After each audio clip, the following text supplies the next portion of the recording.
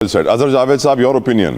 دیکھیے جی، پاکستان کے جو افغانستان میں معاملات ہو رہے ہیں، پاکستان نے تو بہت مجبور ہو کر وہاں پر کارروائی کا آغاز کیا۔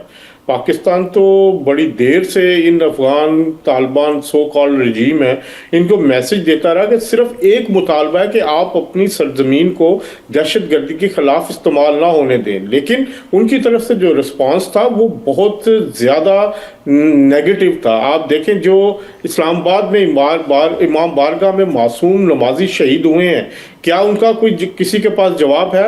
کیا جو ہمارے آفیسرز جو شہید ہو رہے ہیں، ہمارے جوان شہید ہو رہے ہیں، جو اتنی بڑی تعداد میں ہماری فورسز کو نقصان پہنچایا جا رہا ہے، اس کا کوئی جسٹیفیکیشن ہے؟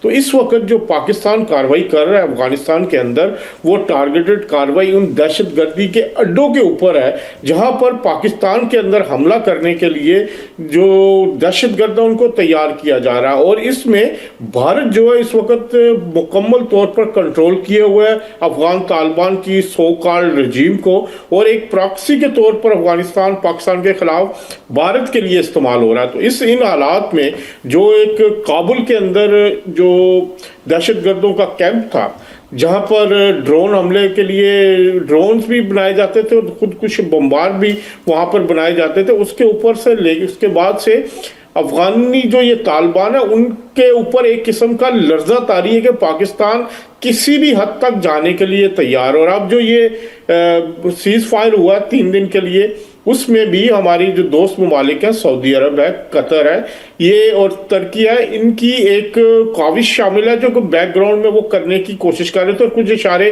یہ بھی ملے ہیں، بلکہ کسی ایک افغان سفارتکار کا بیان بھی پڑھ رہا تھا کہ وہ اب لکھ کے دینے کے لیے تیار ہے کہ افغانستان کی سرزمین پاکستان کے خلاف استعمال نہیں ہوگی۔ تو یہ ایک ایسی پازیٹیو ڈیولپمنٹ ہے کہ اگر لکھ کے دیا جا سکے اور اس پاکستان اپنے مفادات کو سیکیور کر سکے، تو پھر اس کے بعد جو ہے اس کو مستقل جنگ بندی کی طرف لے جایا جا سکتا ہے۔ لیکن یہ بات یاد رکھیں کہ یہ وہ افغان طالبان ہیں جو اپنے کسی وعدے پر پورا نہیں اترتے، یہ وقتی پر پریشر میں آ کر وعدہ کر لیں گے، لیکن پس پردہ جس حد تک وہ کنٹرول ہو رہے ہیں، چاہے وہ معاشی طور پر ہو رہے ہیں، ان کے لوگ اب افغانی جو ہیں وہ انڈیا میں موجود ہے، ان کی قیادت، تو ان سے کسی بھی قسم کا پازیٹیو رد عمل میرا خیال ہے بہت مشکل ہے، اور پاکستان کو یام تک پہنچانا چاہیے ان دہشت گردی کے اڈوں کو، اور ان کو ختم کر کے دم لینا چاہیے۔ پاور صاحب، یور اوپینین سر؟ جتوی صاحب دیکھیں، افغانستان کے پارٹ پہ تو بہت بڑی ریشنلٹی ہے، اور یہ قصور افغانستان کے لوگوں کا نہیں ہے، یہ طالبان کا ہے۔ ان کو یہ سمجھنا چاہیے کہ ان کی جغرافیکل لوکیشن ڈیمانڈ کرتی ہے، اور ان کا کلچر اور تاریخی روابط اور رشتے ناطے ڈیمانڈ کرتے ہیں، اور اکنامک کنڈیشن ان کی ڈیمانڈ کرتی ہے کہ پاکستان کے ساتھ اچھے تعلقات رکھیں۔ انہیں یہ بھی سمجھنا چاہیے کہ بھارت ایک تو ڈسٹنس پہ ہے، دوسرا یہ کہ وہ طالبان رجیم کو ڈیمونائز کرتا رہا ہے۔ ان کو یہ بھی سمجھنا چاہیے کہ اس وقت امریکہ، انڈیا، اسرائیل ان کو استعمال کر رہا ہے، ان کے کندھے پر رکھ کر بندوق چلا رہا ہے، تو لہٰذا جتنا وہ ان کے چال میں چلیں گے اتنا نقصان اٹھائیں گے۔ نقصان اٹھایا ہے، کمر اپنی توڑوا دی ہے، جتنا پہلے سمجھیں وہ بہتر ہے۔ میں دوسرا کمنٹ ایک نیوکلیر پوائنٹ کے اوپر ضرور دینا چاہتا ہوں۔ دیکھیں، نیوکلیر ویپن جن ممالک کے پاس ہوتا ہے، اس کے بارے میں ریئلزم یہ بلیو کرتی ہے کہ یہ ممالک بڑے ریشنل ایکٹر ہوتے ہیں، اس کو ریشنلی موو کرتے ہیں۔ لیکن ایران وار کے اوپر کیا آپ کو ریشنلٹی نظر آ رہی ہے؟ کیا امریکہ کے پارٹ کے اوپر، کیا اسرائیل کے پارٹ کے اوپر؟ اور سینیٹر رچرڈ بلو میتھول ہے، یہ ایک انٹیلیجنس بریفنگ کے دوران انہوں نے سوال اٹھایا کہ بھائی ہم کیوں بجٹ دیں ایران وار کے اوپر، جس کے وار کتنی لمبی ہوگی، اس کے اہداف کیا ہیں، اس سے نکلنا کیا ہے، اس پہ کتنا خرچہ ہوگا، وہ تو ہمیں معلوم نہیں ہے۔ الٹا آپ کہہ رہے ہیں کہ وہاں پہ ہم زمین پہ اپنی فورسز اتاریں، جس پہ این بی سی کو انٹرویو دیتے ہوئے عباس عراقی نے کہا کہ ہم ان کا انتظار کر رہے ہیں اور 20 سالوں سے ہم نے تیاری کی ہوئی ہے، اور یہ ایک قسم کا ان کے لیے ٹریپ ہوگا۔ تو کہنے کا مقصد ہے کہ ریشنلٹی نہیں ہے۔ اور پھر آپ ذرا ڈاٹس کو کنیکٹ کریں نا، ڈاٹس کو آپ تلسی گباٹ کی بات کر رہے ہیں، اس سے پہلے آپ کو یاد ہوگا نفتالی بینٹ نے بیان دیا تھا، اور نفتالی بینٹ نے کیا کہا تھا کہ جناب ترکی، سعودی عرب اور پھر نیوکلیر پاکستان۔ اس کے بعد D G I S P R نے انٹرویو دیا تھا الجزیرہ کو، اور پھر ابھی 2-4 دن پہلے اسرائیلی ایمبیسڈر انڈیا کے اندر انہوں نے ایک انٹرویو دیا ہے جس کے اندر انہوں نے ایک قسم کا پاکستان کو انڈائریکٹلی روگ اسٹیٹ قرار دیا اور کہا ہے کہ جی وہ روگ اسٹیٹ جو ہے اس کے پاس نیوکلیر ویپن ہے, دوسرے روگ اسٹیٹ کو ہم الاؤ نہیں کریں گے.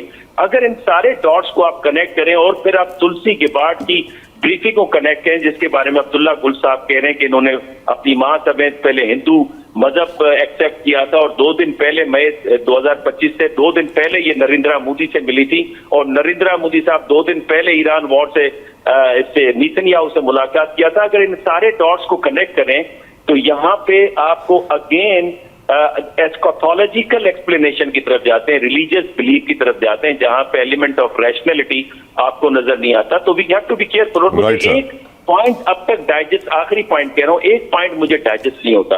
جب عراق پہ حملہ ہونے لگا تو عراقیوں نے کہا کہ ہم افغانستان نہیں ہیں, اور جب لیبیا پہ حملہ ہونے لگا انہوں نے کہا جی ہم عراقی نہیں ہیں. سیریا پہ حملہ ہونے لگا انہوں نے کہا جی ہم لیبیا نہیں ہیں. ایرانیوں نے جب حملہ ہونے لگا انہوں نے کہا جی ہم عراق نہیں ہے, افغانستان نہیں ہے, لیبیا سیریا نہیں ہے. یار یہ کب تک کہانی چلے گی؟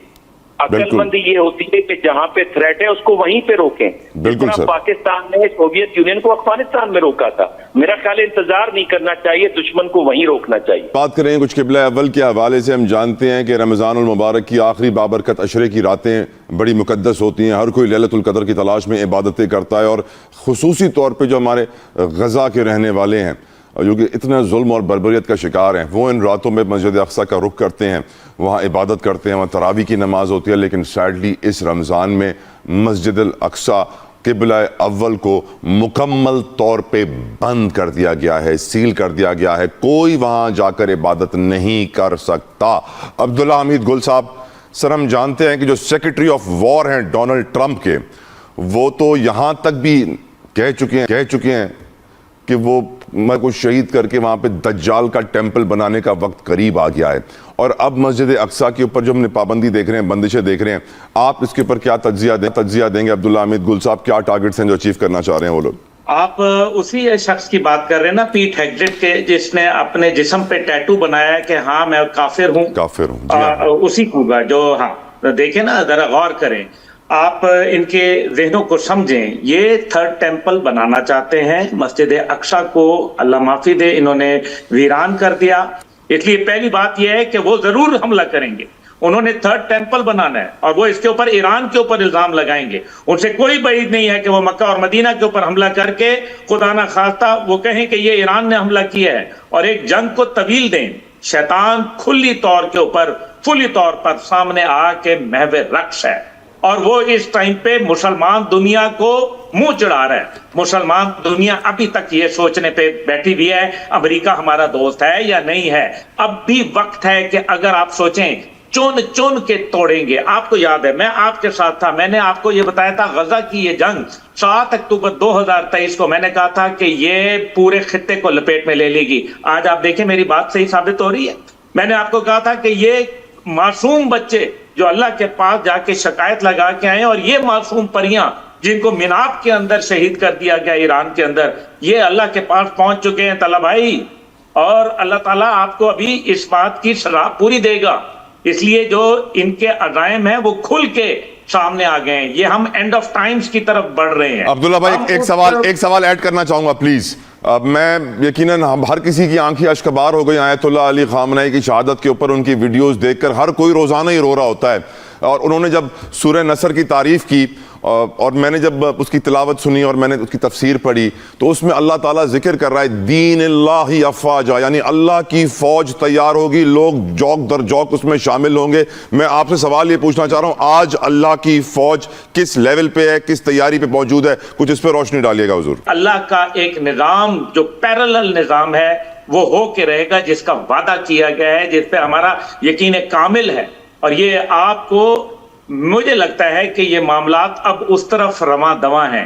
یہ اسرائیل اور انڈیا کو معلوم ہے کہ پاکستان ان کے لیے خطرہ ہے, اور پاکستان جب تک موجود ہے, نیوکلیئر پاکستان موجود ہے, تب تک انڈیا کی دال خطے میں کیا پوری دنیا میں نہیں گلتی نظر آ رہی. دوسری جانب اسرائیل ہے جس کو پتا ہے کہ اب گیا امریکہ تو پھر تو وہ گئے, اور یہی وجہ ہے کہ یورپ اور دیگر میں دراڑیں, یہ جو پرانا ورلڈ آرڈر تھا نا بش کا, یہ اب ڈس آرڈر میں تبدیل ہو گیا ہے۔ ایک نیا آرڈر آ کے رہے گا، بہتر ہے کہ وہ مسلمان اپنے حق میں لے لیں، ورنہ نہ تیل رہے گا اپنا، نہ بلکہ آپ کا نہ ایمان رہے گا، نہ آپ کا ملک رہے گا، نہ آپ کا کوئی ایسٹ رہے گا۔ اور یہ جان بوجھ کے عرب ملکوں کو حملہ کر رہے ہیں تاکہ وہ کمزور ہوں، تاکہ گریٹر اسرائیل کا نقشہ کھل کھیل کے سامنے آئے اور وہ ادھر اکھنڈ بھارت کے خواب دیکھ رہے ہیں اور یہ طاقت استعمال کر رہے ہیں امریکہ کی۔